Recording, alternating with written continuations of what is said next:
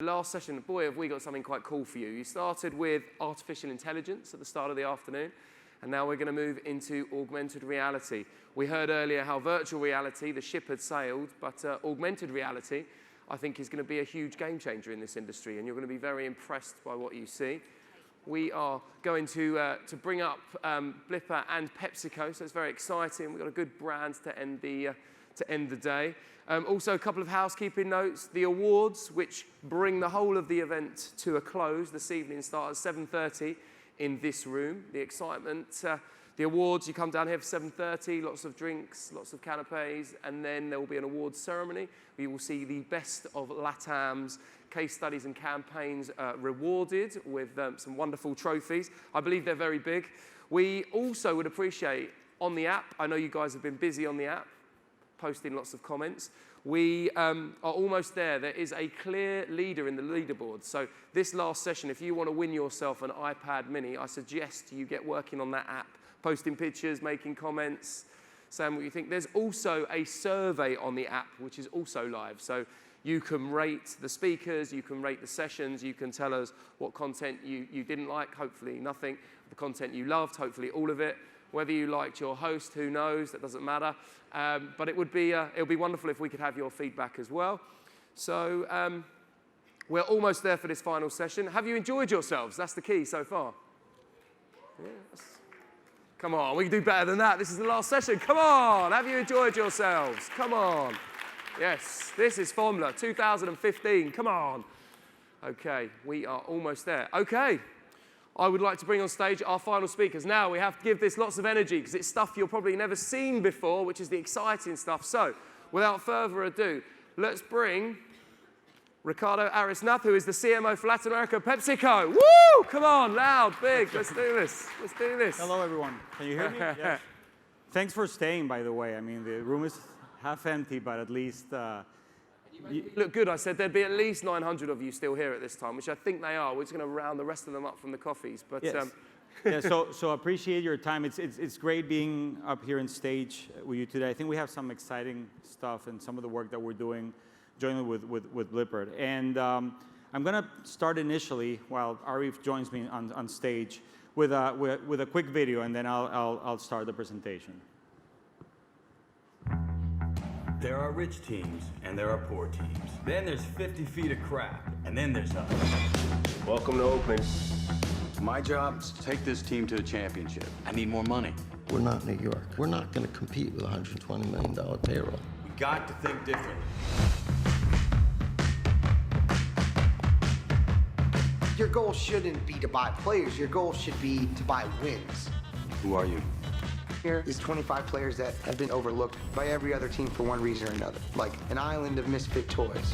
In here is a championship team, one that we can afford. Who's the kid?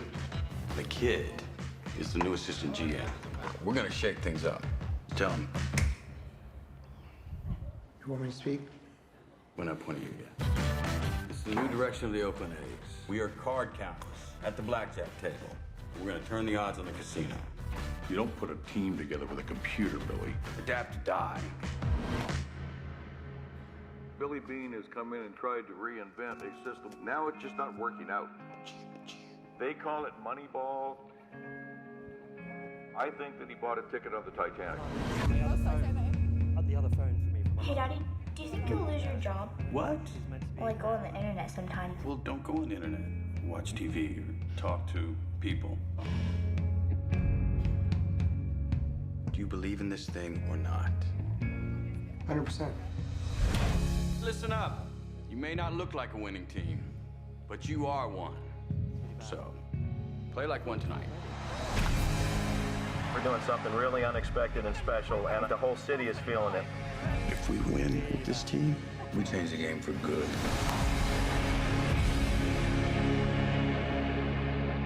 This better work. I'm just kidding.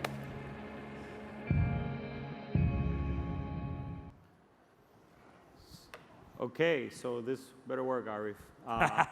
we put this because of the striking resemblance with Brad Pitt and Jonah Hill and both. There's Brad. So we thought it would be a good way to start. Well done, Brad. Yeah, Come on, everybody. So, no, but the thing is, we're really adopting who's familiar with Moneyball? Who watched the movie? Who read the Michael Lewis book? So a lot of the work that we're doing at Pepsi is following the Moneyball mentality in how we approach the market and how we capture growth opportunities, both in beverages and in snacks. And it's very interesting because this required that we as marketers act very differently.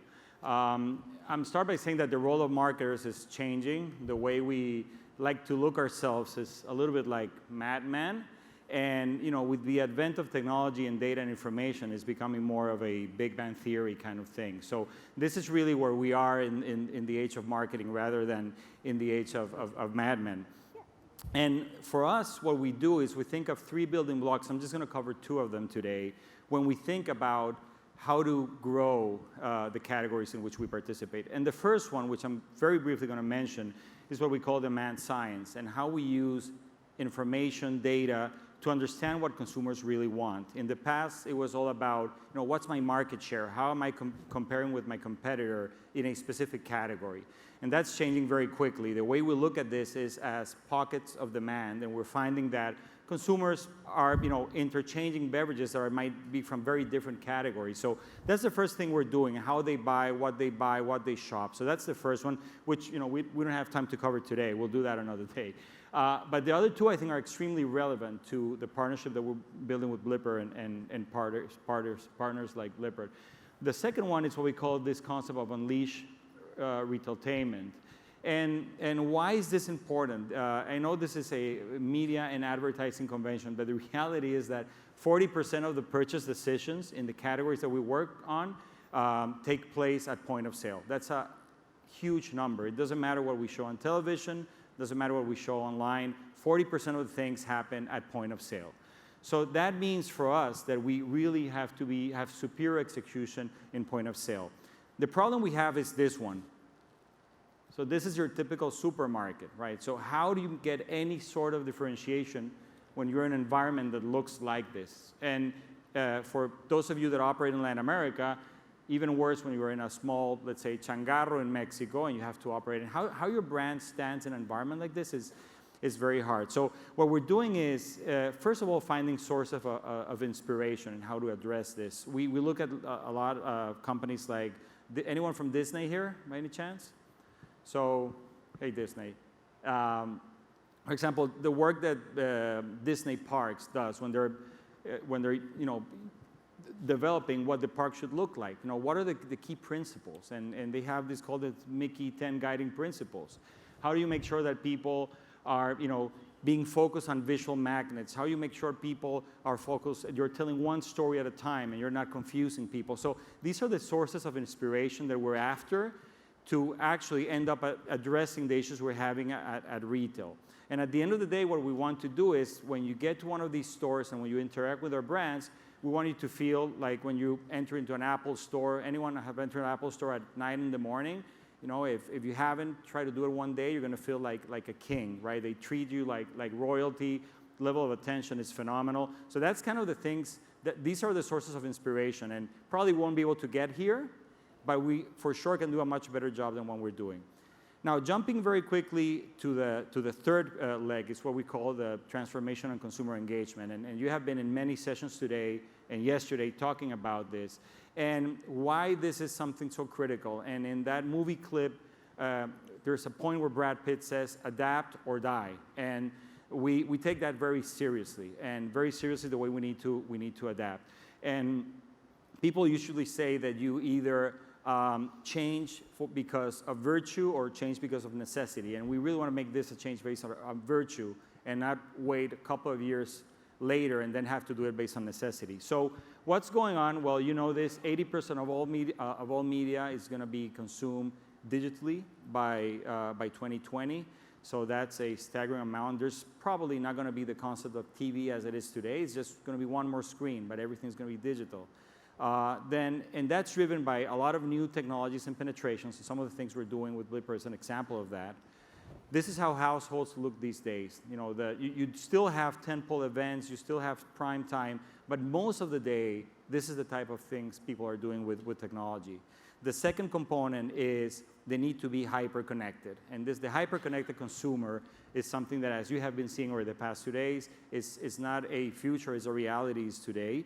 I love this picture. This is a street in China, right? So, you know, people are already so much within their phones, they have to have a lane for people with phones and people without phones so that people are not crashing. So I'm not sure if this is the future here in Miami, but it's sure already happening in China. And then the third component, which is a huge challenge for brands, is people want to hear about brands whenever they want. It's not whenever you want to talk to them. So this requires that we change the way we basically build our storytelling. And that remains a critical part of doing marketing. And basically, we're focusing on 4 things to achieve those things at PepsiCo. The first one is each one of the brands are focusing on when is the right time to talk to consumers. And not all brands can talk to consumers all the time. You have to earn that right.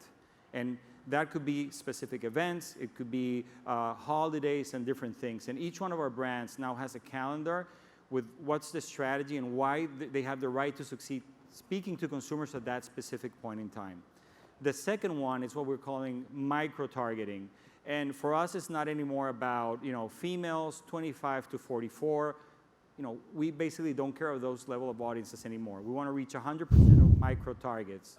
And when we say micro-targets is, I want to target someone that just finished a run and you know, that he or she needs hydration, and that's the moment where I want to be advertising Gatorade. And you know, we can do that with the technology that we have today. So a lot of micro-targeting work we're doing. The third one is geolocation and making sure that we capture the opportunities of knowing where our consumers are. So for example, if you're in a place where weather is going up and it's 40 degrees, we're going to start advertising to you because it's more likely that you're going to be inclined to buy a product at that point in time. Or if you're on an event, we want to make sure that Pepsi is advertising to you and it's relating to you in that specific moment of truth. And the last one, which is the most complicated in my point of view, is how do you build content? It's not anymore about building 4 big pieces of advertising. It's about building 400 pieces of advertising. And they have to be talked to specific targets. So this is a very big challenge. And then how do you do storytelling changes in a very important way? And that's why we're building partnerships like Blippar, right? I love this image. This is what we want to get from people when they think of our advertising and how we tell stories. If we can accomplish this, then that wow factor is what we're looking in consumers. And that's exactly where Blippar comes in. It's a great partnership for us and addresses both of these things. How do we capture the excitement in Retailtainment, and how do we do it in the new consumer engagement model? With that, I'm going to do it to Ariff. He's going to show you some of the stuff that we have actually done, and I'll stay right next to you. Great. Thank you, Ricardo. It's great. It's an honor to be on the stage with Ricardo, and I'm incredibly thrilled to be out here today with all of you. So I know the next stop is a drink, right? So I'm going to make this as interactive and fun as possible. So very fast, I need a volunteer. Put your hands up really fast. Who would volunteer and help me do something? Anyone? Going once? Yes, perfect. Great. Come up here. What I want you to do, so you thought this is like a magic trick now. No. Take this. We have a picture of a butterfly, right? Go ahead and make a beautiful design, and you can take a seat over there, and I'll grab you later. So, well done. So, who needs a drink? Hands up. Okay, we all do, good. So what I want to do is frame this in the time that I have to give you the best and most thrilling information. I want to talk to you a little bit about behavior, go really fast on that because of a time constraint, but show you the product live, and then show you the case studies that we're working with PepsiCo. So if I go to this next slide here, the eyes on your phone. It's common sense that the primary sensor in our human body is our eye, right? We know that. That is a core sensory. I want to throw some numbers at you. 83% of our combined senses, 83% of our combined senses are driven and led by sight. Sight is so important. It was key to everything. If I was to read the New York Times today, I'd probably remember about 10% by Monday, and that's generous for me. If I had a picture there with the New York Times, I'd recall 63%. So our eyes give us vision. Vision gives us and leads our cognitive learning and knowledge.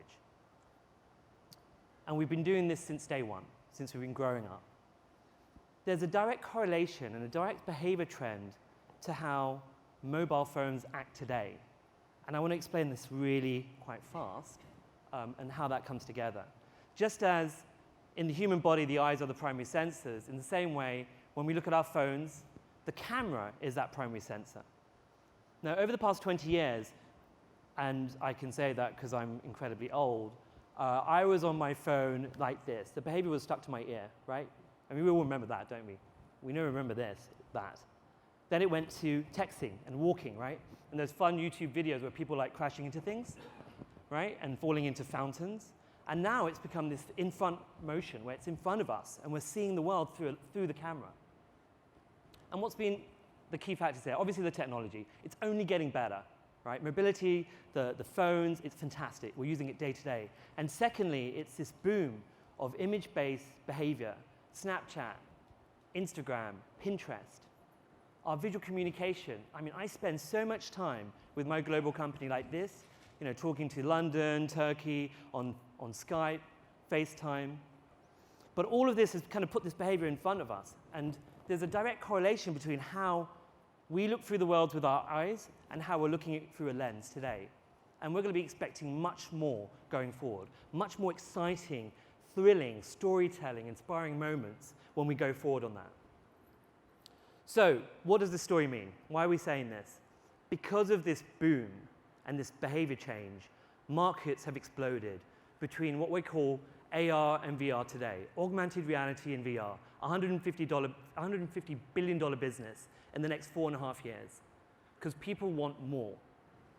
And the non-restrictions from social networks and e-commerce sites to be able to blip or bring something alive that you see, interact with it, and buy it on the spot. Pretty exciting, right? So that's the new marketplace. Working with PepsiCo globally has been amazing. You think about being customer-centric. They're the ones taking that leap in the next phase of where the internet is going. And we talk about some of the challenges of storytelling. We talk about point of sales. We talk about all of these variables of engaging the user, driving brand loyalty off their packaging, but also driving sales and giving an amazing experience are the themes that we've been working with. So just to take a pause here, I want to show you a quick video of all the work we've done. That gives you a sample. So on that note, I start the video.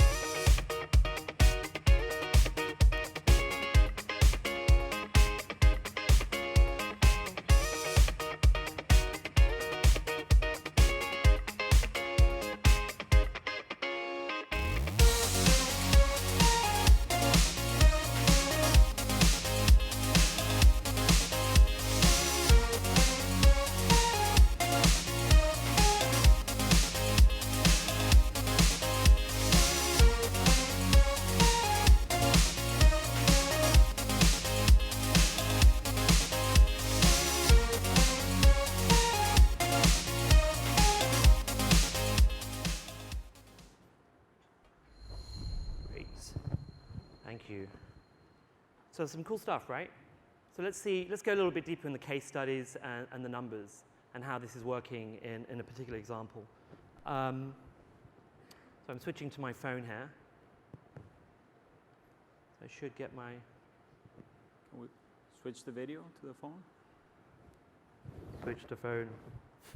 Hey. You're like, so here's an example of, we had cans and bottles during the World Cup in 2014. We had about a deployment whereby Pepsi put the players' faces on the cans and showed sort of a CTA, how to blip the actual item. And if you sort of I'll give you sort of a navigation here. This is the app here, so you can see it's sort of go around the room. It's kind of looking at everyone's faces. It's kind of scary, right? Yeah, there you go. You're all on camera. I'm going to send it to my wife. I was working in Miami. So right now. Right now, yeah. We've got another couple of hours and then. So you can see on the bottle here, it changes here. Ooh, going well. Let me just. So on the bottle, we have the player's name, and as I scan the player's name,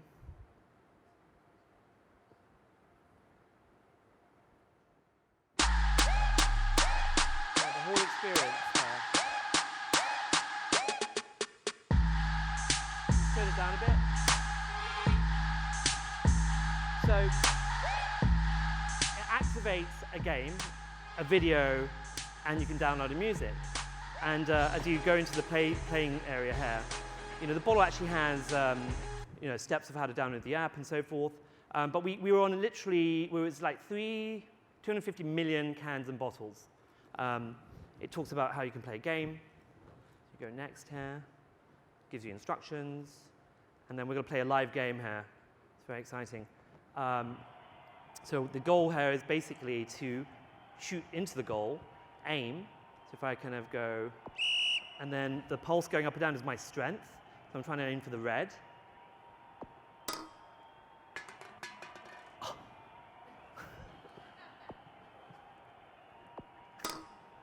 Great in technology. Oh, thank you. I was going to say great in technology, not too great in soccer, but that's.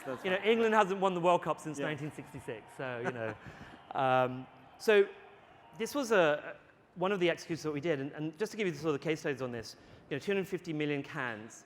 We did 2.5 million people blipped on these bottles with these players. 2.5 million, right? So that's over 1% in terms of call to action on the product. In terms of dwell time, 74 seconds dwell time per user. Now, when I think of dwell time, we're in the digital world. I love digital. 9 seconds for a banner that's a rising star versus 79 seconds. I mean, that's pretty substantial.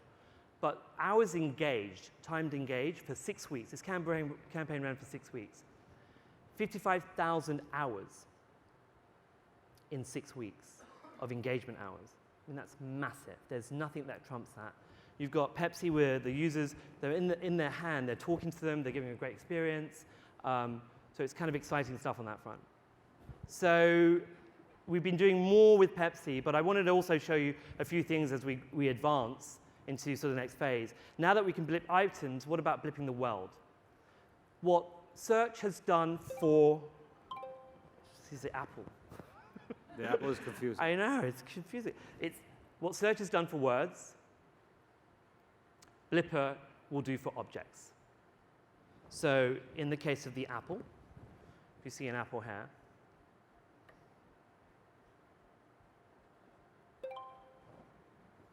so here's a way for us to recognize a 3D object and get information on the object. So if I come here, it gives me information on what the apple is, the type of apple that it is. I can navigate here. I can get recipes. So perhaps you want to be associated with apples and drive your recipes, or Pepsi has an apple flavor. Perhaps. Don't disclose the future. Sorry. So our ambition is to index the world. And that's what you'll see from Blippar going forward. Pepsi has been an amazing partner as we advance into our technology phases. And just to inspire us all, I know I see 0, that means we have 0 time. Yes. But we can't let her not show. We have something there, we do have the butterfly. Yeah, that you've created. We have to show this. It would be wrong not to. So if you'd like to bring your butterfly up, this will give you a sense of how this technology could advance and how we can. The instructions were not very clear, so I wasn't really sure what to do here. That's totally perfect. I have no drawing aptitudes whatsoever. Well, it looks pretty amazing. So let's see what we can do with this. As I place it over here, so it's telling me now I've got to press this button. That's a great design, right? Everyone, round of applause for the design here. He has a story. He has a story, so. So, now what's happening here?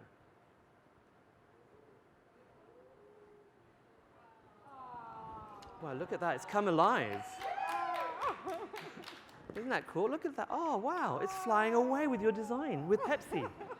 Great. Isn't that great? Excellent. It's amazing. So let's inspire. Let's engage our users. Let's figure out how to make point of sales much more exciting with this type of next phase. I mean, Pepsi's been amazing. This is an amazing next phase for the internet. So, with that, I want to really thank being with Ricardo. Thanks, Ariff. No, it's great having you here, and thanks everyone for staying with us before your drinks. That. Wow, that was fantastic. What a way to end Fomler. Wow, beautiful, guys. Thank you very much.